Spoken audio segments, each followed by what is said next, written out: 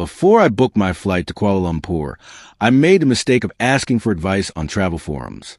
The warnings came flooding in like a digital avalanche. Malaysia? Watch your belongings constantly. The traffic is insane. You'll never survive crossing the street. Street food will wreck your stomach for days. Scams everywhere, especially targeting tourists. The humidity is unbearable.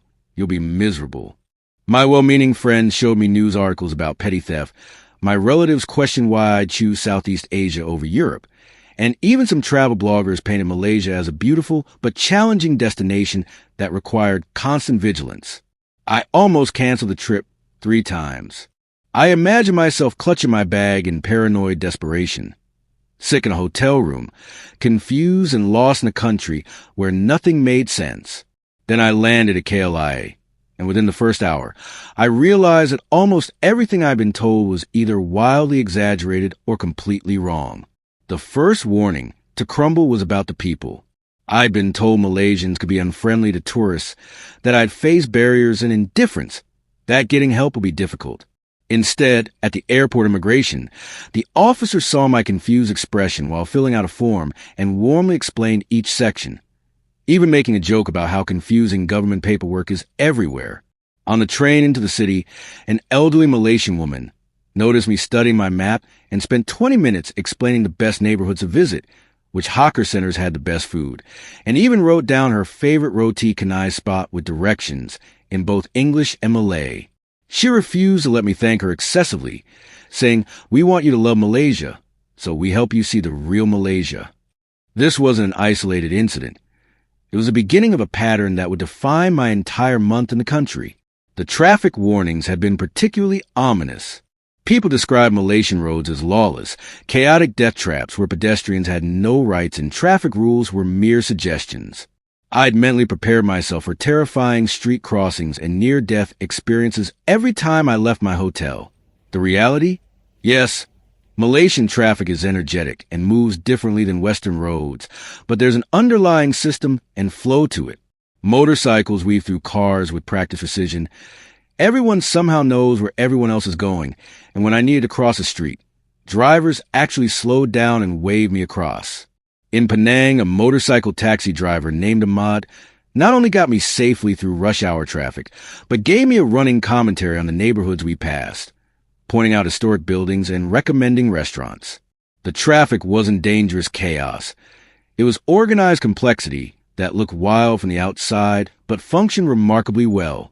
The street food warnings were perhaps the most emphatic. Multiple sources had insisted I'd spend half my trip sick, that Malaysian street food was a gastrointestinal Russian roulette, that I should stick to hotels and established restaurants if I valued my health. This advice nearly made me miss out on the greatest culinary experience of my life. From day one, I ate almost exclusively at hawker centers and street stalls. Char kway teow from a cart in Georgetown, nasi lemak from a morning market vendor, satay from a roadside grill that had been in the same family for 3 generations. I tried everything. Laksa in Kuala Lumpur, chicken rice in Ipoh, seafood at outdoor stalls in Kota Kinabalu. I ate food prepared in conditions that would horrify a Western health inspector, served on plates washed in buckets, cooked on equipment that looked ancient. And you know what happened? Absolutely nothing. Not a single moment of stomach trouble. Not one night of regret. The food wasn't just safe. It was the best I'd ever eaten, prepared by people who'd spent decades perfecting their craft, and priced so affordably that I could eat like royalty on a backpacker's budget. The scam warnings had made me particularly anxious. I'd read countless stories about taxi drivers overcharging tourists, shopkeepers inflating prices, elaborate cons targeting naive travelers. I arrived prepared to negotiate everything aggressively, to trust no one, to verify every price 3 times. Instead, I encountered the opposite. A taxi driver in Kuala Lumpur noticed his meter was running higher than usual due to traffic and voluntarily gave me a discount without me asking.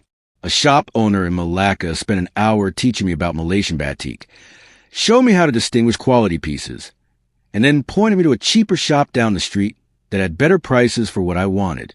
When I accidentally left my camera at a food court in Penang, 3 different people had noticed it and were guarding it, waiting for me to return. Were there probably some scams happening somewhere? Sure, like in any country. But the overwhelming reality was honest people conducting honest business and going out of their way to ensure tourists had positive experiences. The humidity warnings were actually accurate. It is incredibly hot and humid in Malaysia, but what the warnings missed was how beautifully Malaysian life has adapted to this reality. Buildings are designed with airflow in mind. Shopping malls become social centers with perfect air conditioning, and the pace of life adjusts to the weather rather than fighting it. I learned to do what locals do: slow down during midday heat, seek shade, drink lots of water and fresh coconut juice, embrace the sweat instead of fighting it. The afternoon rainstorms that someone had described as miserable interruptions became my favorite time of day. The temperature would drop, the air would smell like wet earth and flowers, and everyone would gather under awnings and covered walkways, creating spontaneous communities of people waiting out the weather together. The humidity wasn't a problem to endure. It was a climate that shaped a culture of adaptation and community. The religious and cultural diversity that some people had warned might be confusing or overwhelming turned out to be Malaysia's greatest treasure. In Georgetown, I could walk from a Chinese temple to an Indian mosque to a British colonial church in 15 minutes, each one actively used and beautifully maintained. I watched Muslim families breaking fast during Ramadan at hawker centers while Chinese vendors served them, saw Hindu festivals where Malay Muslims came out to watch and celebrate, observed Christmas decorations in malls in a Muslim-majority country. The diversity wasn't creating tension, it was creating richness. People switched between languages mid-sentence, mixing Malay, English, Mandarin, and Tamil into a linguistic tapestry that somehow everyone understood. Food traditions blended and evolved, creating fusion dishes like roti john and mee goreng mamak that could only exist in this multicultural environment. Malaysia wasn't struggling with diversity. It was thriving because of it. The dangerous neighborhood warnings turned out to be almost comically wrong. I've been told to avoid certain areas of Kuala Lumpur after dark, to never walk alone in less touristy neighborhoods, to always take registered taxis instead of walking. But some of my best experiences came from ignoring this advice. I wandered through Chow Kit Market at night, where families shopped for dinner ingredients and street vendors sold everything from durian to fresh flowers. I got lost in Brickfields, the Little India district, and stumbled into The humidity warnings were actually accurate. It is incredibly hot and humid in Malaysia, but what the warnings missed was how beautifully Malaysian life has adapted to this reality. Buildings are designed with airflow in mind. Shopping malls become social centers with perfect air conditioning, and the pace of life adjusts to the weather rather than fighting it. I learned to do what locals do: slow down during midday heat, seek shade, drink lots of water and fresh coconut juice, embrace the sweat instead of fighting it. The afternoon rainstorms that someone had described as miserable interruptions became my favorite time of day. The temperature would drop, the air would smell like wet earth and flowers, and everyone would gather under awnings and covered walkways, creating spontaneous communities of people waiting out the weather together. The humidity wasn't a problem to endure. It was a climate that shaped a culture of adaptation and community. The religious and cultural diversity that some people had warned might be confusing or overwhelming turned out to be Malaysia's greatest treasure. In Georgetown, I could walk from a Chinese temple to an Indian mosque to a British colonial church in 15 minutes, each one actively used and beautifully maintained. I watched Muslim families breaking fast during Ramadan at hawker centers while Chinese vendors served them, saw Hindu festivals where Malay Muslims came out to watch and celebrate, observed Christmas decorations in malls in a Muslim-majority country. The diversity wasn't creating tension, it was creating richness. People switched between languages mid-sentence, mixing Malay, English, Mandarin, and Tamil into a linguistic tapestry that somehow everyone understood. Food traditions blended and evolved, creating fusion dishes like roti john and mee goreng mamak that could only exist in this multicultural environment. Malaysia wasn't struggling with diversity. It was thriving because of it. The dangerous neighborhood warnings turned out to be almost comically wrong. I've been told to avoid certain areas of Kuala Lumpur after dark, to never walk alone in less touristy neighborhoods, to always take registered taxis instead of walking. But some of my best experiences came from ignoring this advice. I wandered through Chowkit Market at night, where families shopped for dinner ingredients and street vendors sold everything from durian to fresh flowers. I got lost in Brickfields, the Little India district, and stumbled into an amazing vegetarian restaurant where I was the only non-Indian person, and everyone made me feel welcome. I walked through residential neighborhoods in Ipoh at dusk, where locals sat outside their homes, and at least a dozen people greeted me, asked where I was from, and offered directions or recommendations. The dangerous areas were just normal neighborhoods where normal people live normal lives, and the supposed danger was largely a projection of Western fears onto a society that functioned differently but not dangerously. The language barrier that people warned about never materialized. Yes, Malay is a national language, and not everyone speaks English fluently. But Malaysia's education system includes English, and in urban areas especially, communication was easy. More importantly, when language barriers did appear, they never became problems. People used translation apps, drew pictures, called over friends who spoke better English, or just communicated through smiles and gestures until we understood each other. In a Malay kampung village, outside Kuala Lumpur, I shared lunch with a family who spoke almost no English, and we still managed to have a wonderful afternoon of conversation through a combination of broken Malay phrases I'd learned, their teenage daughter translating key points, and a lot of laughter at our mutual attempt to communicate. The language situation wasn't a barrier. It was an opportunity for creative connection. The infrastructure that I'd been warned was developing and unreliable turned out to be surprisingly excellent. The MRT and LRT train systems in Kuala Lumpur were clean, affordable, and efficient. The highways were well maintained with clear signage. Even in smaller cities like Malacca, public facilities were functional and well kept. Malaysia isn't trying to be Singapore or Japan in terms of ultra-modern infrastructure, but what they have works well and continues to improve. The Penang ferry that connects the island to the mainland has been running for over a century and still costs less than $1. It's affordable, reliable transportation that also happens to offer beautiful views. The buses, while sometimes crowded, ran on schedule and reached even remote areas. Malaysia had invested in infrastructure that served its people effectively without the need for flashy perfection. The accommodation warnings about cleanliness and safety proved equally unfounded. I'd read reviews suggesting that hotels outside major international chains might be dirty or unsafe, that budget accommodations were risky. But I stayed everywhere from boutique hotels and heritage buildings to simple goose houses in beach towns, and every single place was clean, safe, and often charming. A family-run guest house in Kuala Terengganu cost $15 a night and was spotless, with the owner's mother making breakfast every morning and sharing stories about the neighborhood's history. Even the cheapest hostels had security measures, clean bathrooms, and helpful staff. The Malaysian hospitality industry understood that tourism was important and treated it seriously, regardless of price point. The nature and outdoor warnings about dangerous wildlife, disease-carrying insects, and treacherous conditions made me initially hesitant to explore Malaysia's famous natural beauty. But the reality was that national parks like Taman Negara had knowledgeable guides, clear trails, and safety protocols. Yes, there are mosquitoes. You use repellent just like you would camping anywhere. Yes, it's a jungle with wildlife. That's the point, and encounters are managed responsibly.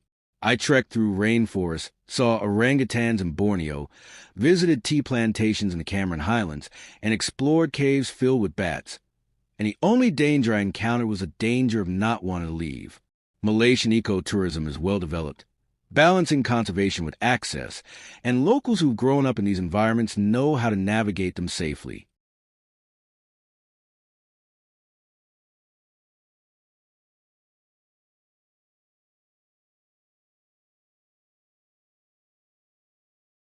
The food diversity turned out to be overwhelming only in the best possible way. Every region, every city, sometimes every neighborhood had its own specialties. Penang's Assam laksa is different from Kuala Lumpur's curry laksa. Ipoh's white coffee is distinct from anywhere else. Malacca's Peranakan cuisine blends Chinese and Malay influences in ways unique to that city. I could eat 3 meals a day for a month and barely scratch the surface of Malaysian cuisine. And unlike warnings about spicy food being unbearable, Vendors always asked about spice preferences and adjusted accordingly. The culinary landscape wasn't a minefield to navigate carefully. It was an endless buffet of discovery, where even mistakes resulted in delicious meals. The biggest shock of all was realizing that the warnings, while well-intentioned, had almost robbed me of one of my life's great travel experiences. Malaysia isn't perfect. No country is.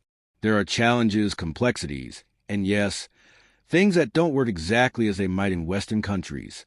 But the gap between the warnings and the reality was so vast that I spent most of my trip wondering why people had tried so hard to scare me away from this incredible country. Maybe it's because Malaysia doesn't fit easy stereotypes.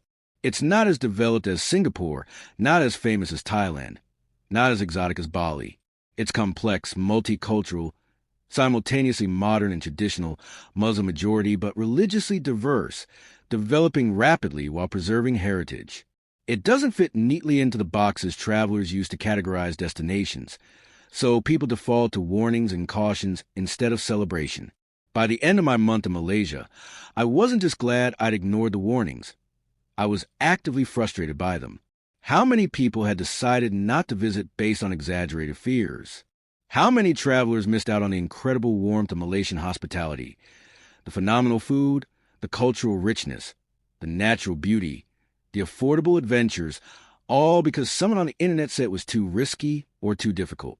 Malaysia deserves better than a reputation built on outdated stereotypes and cautionary tales. It deserves recognition as one of Asia's most welcoming, diverse, affordable, and underrated destinations. The warnings painted a picture of a place to survive. The reality was a place to thrive, to eat remarkably well, to make unexpected friends, and to discover that the world is generally much kinder and more interesting than fearful people would have you believe. This is a new channel, and I'm starting with Malaysia, because I want to push back against the culture of fear that surrounds travel to amazing places. If this video resonated with you, if you've had similar experiences where warnings turn out to be wildly wrong, or if you're now curious about exploring Malaysia yourself, please hit that like button and subscribe. Your support helps me continue traveling to underrated destinations, showing the reality behind the warnings, and encouraging others to explore with open minds rather than predetermined fears. Leave a comment sharing your Malaysia experiences or other places where you found the warnings were exaggerated. Let's build a community of travelers who approach the world with curiosity rather than caution, who verify warnings against reality, and who celebrate destinations like Malaysia that offer so much more than their reputation suggests. Thank you for watching, and I'll see you in the next journey where we separate travel fears from travel facts.